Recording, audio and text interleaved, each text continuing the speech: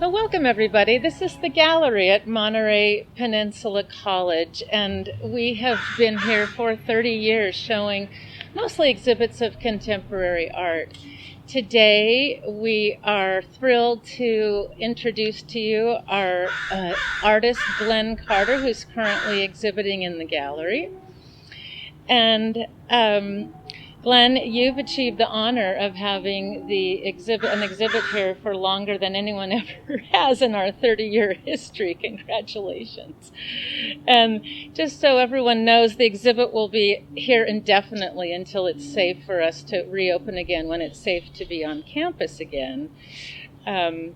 We'll see in just a minute as we enter the gallery Glenn's beautiful exhibit, which he installed in March of this year. But I've known Glenn for more than 30 years, and he's always made powerful and intriguing art. And I'm happy to introduce him today and to hear his thoughts about his process and his life as an artist. Welcome, Glenn. So, Glenn, so great to have you here at the gallery again. So tell us, who introduced you to art? Tell us a little bit about your art background. Thanks, Melissa. Thanks for having me and also allowing me to exhibit indefinitely. So my introduction to art was on my father's shoulders when I was probably 2 or 3, going up the Mist Trail, the final ascent to Vernal Falls in Yosemite. And I was struck by the power of the sound, the light, the motion, and the contrast of the earth, the stone faces against the water. And that kind of set the tempo for my voice and attention to the mystery. Beautiful. I can see that image of a waterfall still in some of your pieces today. Yeah, it's important for me. Yeah. So, along that line, what inspires you? Where do your ideas come from? No, so mostly from the land, the natural world, light, sound, physical reality. And tell us a little bit more about that. Why is transformation important to you? Finding beauty in the ordinary and transforming it. Well, I'm interested in cycles of the seasons, cycles within the natural world, the cycles of life, and the objects typically that I use are found, and so they've already gone through process in the physical world. So I'm essentially working in relationship with the object to reanimate it in a new context or a different context than it's been. Yeah. So tell us a little bit more. You've talked to me over the years about your sense of the sacred, about what you call the great mystery.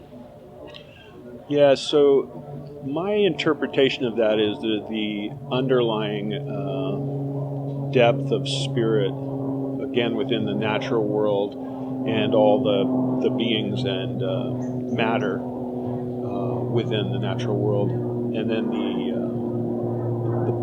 power of the dynamics of wind, light, water, fire. That to me is sacred. Yeah. I was raised in what I call the Catholic theater, which was imbued with this huge ritual, particularly before 1965 when it was all Latin, and a massive amount of drama, and that had a strong influence on my work. You can see that if you're aware of what those rituals and theater's like. Yeah, I've been in enough masses that I understand that connection with your work. Yeah. So I'm curious, how do you decide on what kind of piece you want to create? Does finding an object launch that process? Or? That's pretty accurate. Yeah, typically I find things. I collect things. I store things, and a particular object will. I'll set it up, and it kind of prompts a response So I'll initiate that process, and then the relationship between myself, the object, and the process leads the way. So the material, it's really about the material. Any narrative or assumed narrative that I acquire really happens towards the end of the whole process of making the piece. And then the completion is really when the spectator views the work, because then they bring their perception, their memories, their experiences to it, and it gets reinterpreted and really reanimated in my mind, because the work's ambiguous enough that it can be defined in several ways. Sure. Oh, that's a wonderful concept, that the piece itself isn't complete until a viewer sees it and brings their own experience to it, their own perceptive ideas to it. Yeah, that's right. That was Duchamp was kind of big on that whole concept of viewership. Yeah. Oh, I love that. So that's something I'll definitely share with our eventual visitors in the exhibit. So what I've observed about you over the last few decades is that you have this incredible work ethic. Tell us how you developed that and what it's like, what it means to you now, the dailiness, the dogged devotion to your work.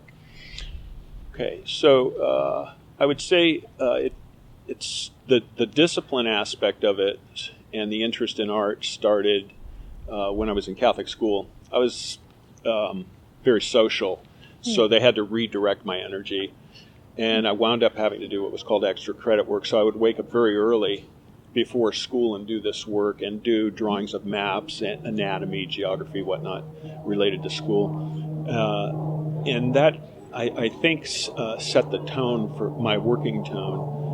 I refer to it now as I have a passion, there's compulsion, and there's productivity. And kind of those three, PCP, those three motivate my work. And it's just, I'm just driven to work and produce. And it's also inspiration. Right? I'm inspired. I'm inspired to work. There's a love of the work. Of course. So IPCP, so inspiration, passion, compulsion, and productivity. Yeah. It's what drives every great artist, for sure. As we conclude our conversation here, it won't end. We're going to go inside the gallery and take a deeper look at your beautiful exhibit inside. Thanks. Look forward to it. So here we are with Glenn Carter in his current exhibit at the Monterey Peninsula College Art Gallery. It's called Compelled to Shimmer, Volume 2, The Narrative. Just a month before this show began, there was another body of work that Glenn installed at the Monterey Museum of Art nearby in downtown Monterey. That was the first volume, so Compelled to Shimmer, Volume 1, The Contemplative. That's right. When Glenn brought us these beautiful pieces for the gallery, he also brought us a poem that he wrote as a companion to the exhibit. As water in the light, as leaves dropping across shadow, as mist on stone, as beings in motion, so to all are we compelled to shimmer.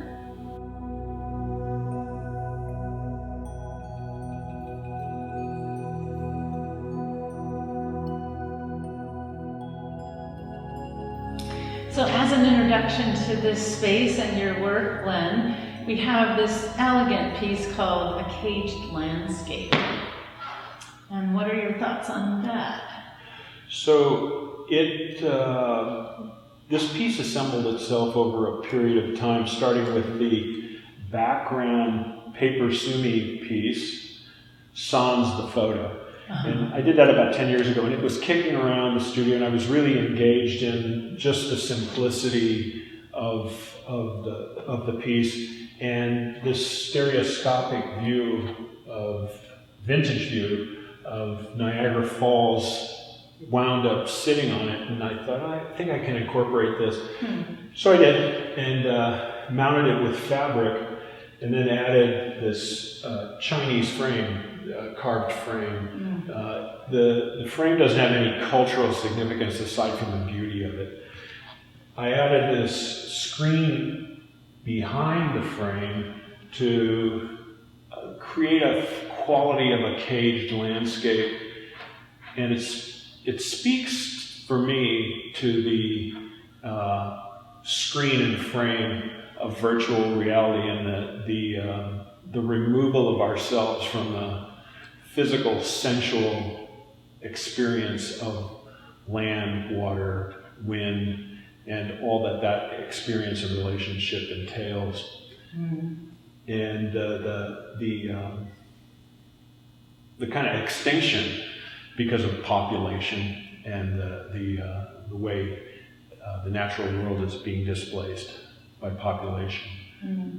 These are plum canes, so they were added just really to finish the work out, give it some breadth. And then the red thread kind of runs throughout the work, as you'll see, or some form of red. Yeah, I've seen your work evolve, and through many years there's often been this beautiful, but subtle, dark blood red element, either in string or stitching or paint. Tell us a little bit of what does that red mean to you, Glenn? So I had heard this, many years ago I heard this concept of red is witnessed in the prismatic spectrum of light. It's only suggested at the edge, at either edge, and it doesn't come into full form until it's in a material form. So that concept always interested me, and hence the red. Plus, a lot of the work is black and white, so red acts as a significant aesthetic accent. Well, some of the visitors who've come in have wondered if it was life force or chi or energy or blood, something that we all have. This red runs through all of human life and our organism as humans. So I always encourage them to think whatever they want to think about. Well, and I think that's a good take. I'd go with that take also. Yeah, but it's so subtle, it's so elegant, but you don't miss it, and I love the red. When I think about if you didn't have the red in your pieces, they would be a little less vital. Oh yeah, totally. Yeah, I agree. Yeah. I'm so glad you started to do that. Yeah, it's you want to be sparing with it, right? But it definitely brings life to the work, really, as you said.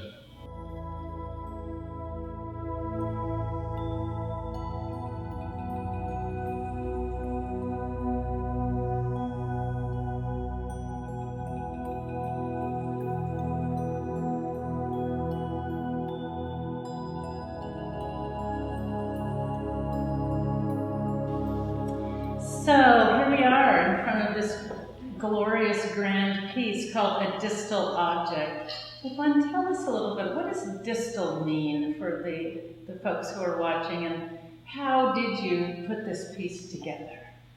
Distal object is an object of stimuli relative to human perception. So there's proximal and distal stimulus. And distal is the object. Proximal is the way we interpret that object sensory-wise.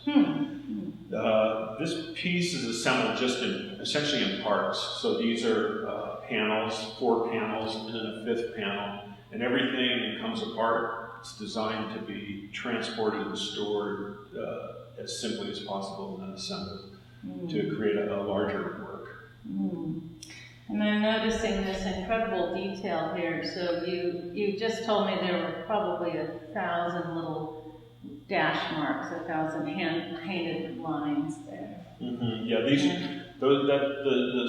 it's similar to stitching, which is actually echoed in this form here. This is actual stitching with thread, and it refers to frequency, as does this oscillation, which is this is a sheen shift in the finish varnish that's on the piece that creates that oscillation. A sheen shift.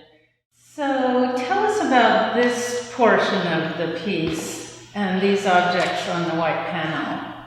Yeah, so the objects are, I got this medical device. It's a body brace from the mid-50s in that era. And I was attracted to just the building of it, how it was crafted. I did some stitching on it and some pigment work to create an oscillation on it. It's descriptive of emotional state and a rational state of human beings. And the fish trap is this lens of perception. Mm.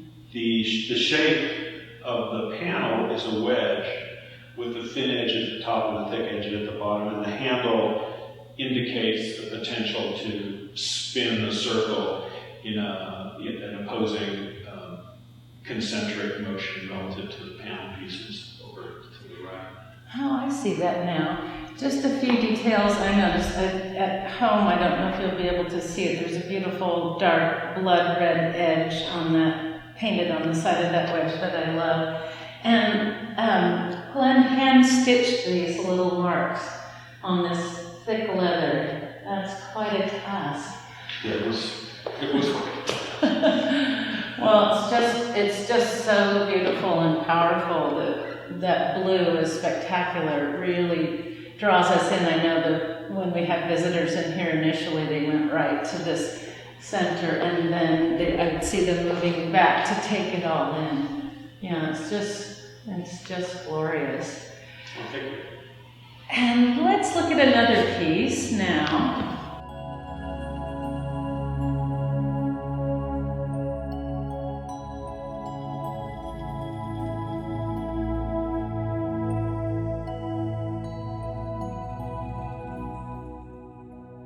So this piece is called Compelled to Shimmer, a ring toss. And tell us a little bit about it, Glenn. Okay. Well, it's virtually all found objects, including the depot bench. The only thing that I added to it was this canvas book that's supporting this print. The print's a vintage print of these dogs taking down a stag, and it's from the 1800s. Mm.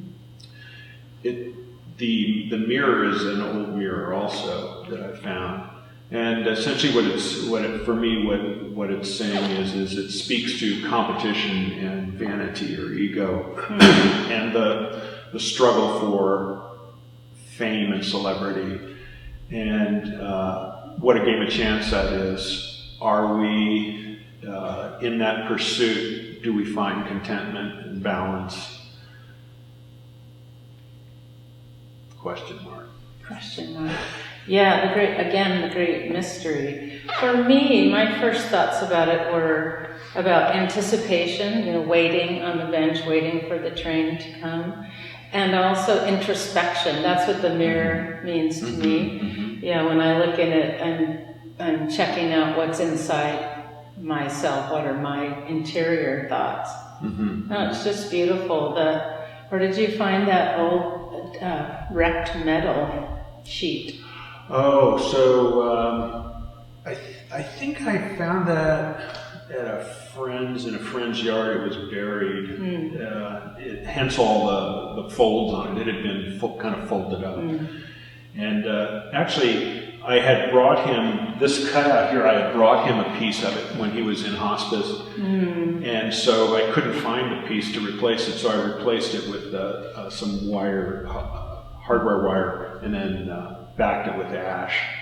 So there's a bit of a memory of him in it. Oh, it's really beautiful, and I love how the old and discarded becomes beautiful again. Has a rebirth, a renaissance. Your pieces that you find other people consider trash, you're able to see the beauty in them. Yeah, and I would hope in their best moments that when people look at it, they have a similar kind of reflection. And it's an interactive piece too, because on the label here, there's a QR code. If a visitor scans that with their smartphone, they can hear beautiful chanting music. It's very haunting and spiritual sounding. Yeah, it has a It has a quality that actually relates to, I think, to the print. There's this kind of echoing, like you're in the mountains, and it is, like you said, a haunting piece. It is, and it's, when I have it on, it's nice for the whole, it seems to relate to the whole exhibit. So it's a really a nice aspect of the piece. It's not only visual, it's auditory.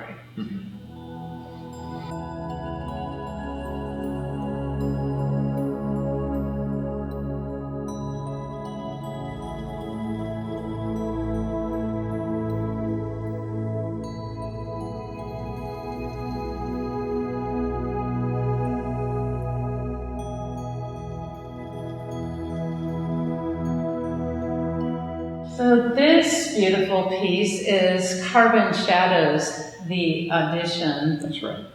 And we'll just let us tell you the stories behind this. Yeah, so the small Sumi paintings I did a few years back, probably 7 years ago, and they've sat around, this being the only framed piece, formally framed piece. And then the Japanese chairs came out of an old cultural center in San Juan Bautista, and I was able to get those. So they kept winding up on the wall, the chairs in my studio, and so then they became frames for the Sumi paintings that I had done. And then this rigging all of a sudden spoke about kind of binding this formally framed piece, hence the audition. So for me, the chairs and the paintings symbolize, the paintings are figures in the chairs viewing an audition of celebrity and fame. Again, this speaks to ego and success of or not of celebrity, the suspension. And it drops into what is the ultimate, reality, which is transformation in cycle and ash. You had mentioned, so these, this cultural center, these chairs were about 1936, so that's just before that awful period in our history where Japanese American citizens were interned in prison camps during World War II. So for me, that just makes it extra poignant and a little bit painful to think about children or families sitting in these chairs, which you think the chairs are actually made in Japan. Yeah, they're Japanese folding chairs. I'm sure of that. Whether the writing signifies a school in Japan or the United States, I'm not sure. But it's the name of a school. That's what I've been told. The Japanese characters. Oh, just beautiful. It's a particular favorite of mine. Thinking about how brave and beautiful our Japanese American neighbors always have been throughout history. And this bowl, this is actually an agricultural tilling dish off a tractor that was given to me. It's lined on the outside with red felt because it had rotted. And then during the installation of the show, after putting the carbon underneath it and creating the carbon shadow, I rubbed pigment around the edge of the tilling disc. And I had pigment all over my hands. Wasn't sure what I was going to do with that. It led to another piece. So there's a wonderful piece that we need to look up to see in this high corner of the gallery. And has quite an attachment to stories that you have shared.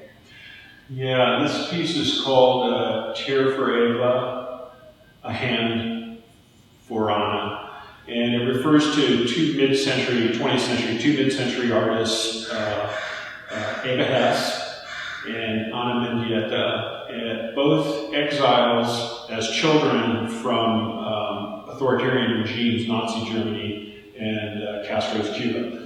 And they wound up in the United States. There was a difference in their age, but they both had a very short and illustrious career, ending in their mid-30s with their deaths. The main thrust of this, the teardrop shape, is cement in a nylon stocking, but it had come off a project that I had been working on, and I had several of them. and it wound up inside, coming through that box and being suspended off the wall. That hence the tear for Ava, because that was a very iconic shape she used in her sculptural works. When I was working on the show here, the install, I had red pigment on my hands from the carbon shadow audition piece, and I didn't know where to wipe it, and I looked, and I had a ladder set up, so I went up to this piece and put this red hand mark on the piece. So it changed the work from a tear for Ava to a hand for Anna. Anna Mendieta died from falling out of a building, so there was it was very serendipitous, the creation of this work and the connection of the two artists that I wasn't putting together consciously, but upon reflection I saw a very strong connection. Yeah, almost like a hand slipping off a ledge. Yeah, or a hand reaching. That it does look like a hand slipping, but it's also referring to how about a hand for Anna, So beautiful. If only they could know what you had done for them. Both incredible artists, both lives cut short in their mid-30s. It makes me sad. I think about what they would have produced had they lived to a natural old age. Yeah, they were prominent in their times and ahead of their times in their vision and use of material, dogged artists. It's the smallest piece in this exhibit, but it's one of the most powerful and potent, I think. And I'm glad you chose to include it. Yeah, it makes up in its kind of form and story in its size, right, relative to the larger works. Yeah, it holds its own. Plus installing it at a height like that, I think it's unusual, and it kind of lends more credibility to its size since it's further away.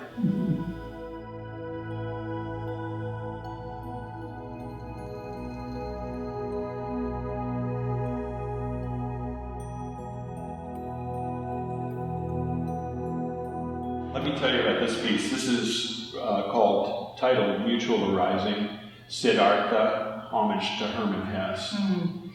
And it speaks to the novel by Hermann Hesse called Siddhartha. Siddhartha, the novel briefly, is about two devotees of Buddha who follow Buddha to acquire enlightenment.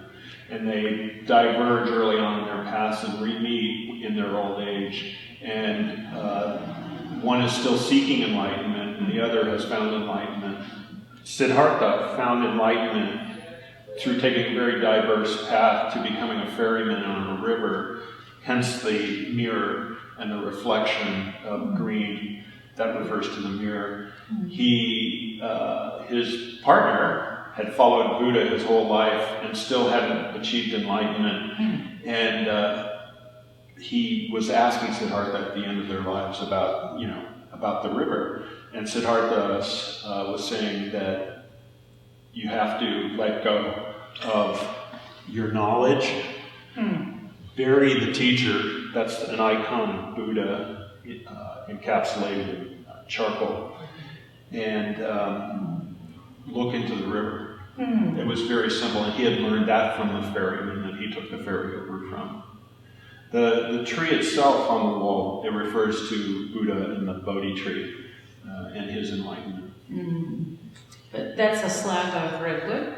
It's a slab of redwood, yeah, that I bleached and whitewashed several times with transparent white. Yeah, Glenn always has an interesting story, interesting history in layers below what you see on the surface of his work. Glenn, do you want to show us the lid of that box? Because it's such a great piece.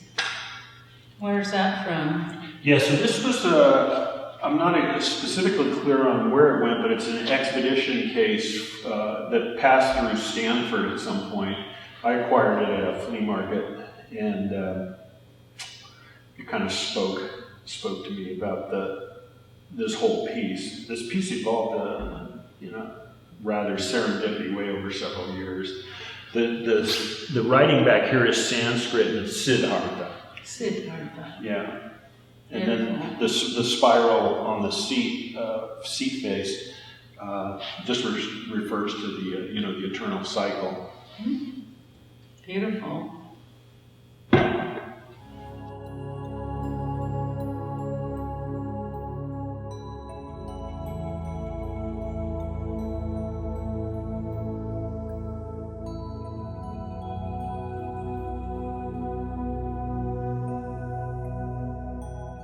Yes, so this piece is called Will You Remember Everything Everywhere? And it's a homage to Aldous Huxley, who was, again, mid-century 50s. He wrote a book called The Doors of Perception. And it's a small treatise on his self-examination and experience with mescaline that he recorded. A very fascinating small read. Within that book, he talked about remembering everything everywhere. And I had come up with this idea of remembering everything everywhere just a couple of months prior to seeing this book. So there was a real connect with that. And Aldous also is more famous for writing A Brave New World. That's right. Yeah, among other things. So he refers to seeing everything everywhere when he's on mescaline? You have to read it. I can't remember. Okay. I can't remember everything everywhere. Yeah. So tell us a little bit about how you put it together, how you made it. So I don't remember the exact sequence of how it came together.